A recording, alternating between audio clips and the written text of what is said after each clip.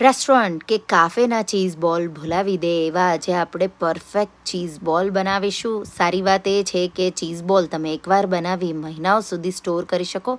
જ્યારે પણ સર્વ કરવા હોય ત્યારે ફ્રાય કરી ઝટપટ સર્વ કરી શકો છો. બાળકોથી લઈ મોટા બધાને બહુ જ ભાવશે. તો ચાલો બનાવીએ.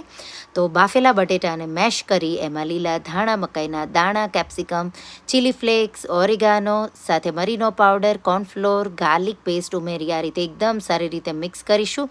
તેલવાળા હાથ કરી આ રીતે નાના નાના ગોળા વાળી અને ચીઝ ક્યુબ મૂકી અને આ રીતે એના ગોળા વાળી લઈશું. મેં મોઝરેલા ચીઝ વાપર્યું છે અહીંયા. આવા બધા ગોળા વળાઈ જાય એટલે ફ્લોરની સ્લરી અને બ્રેડ ક્રમ્સમાં કોટ કરી 10 મિનિટ જેવા ફ્રોઝનમાં મૂકી અને પછી તરત જ ડીપ ફ્રાય કરો કે પછી તમે ફ્રોઝન કરી જ્યારે પણ ખાવા હોય ત્યારે ડીપ ફ્રાય કરાય તો એકદમ ટેસ્ટી એવા ચીઝ બોલ સર્વ કરવા માટે તૈયાર છે. તો રેસીપી તમે જરૂરથી ટ્રાય કરજો.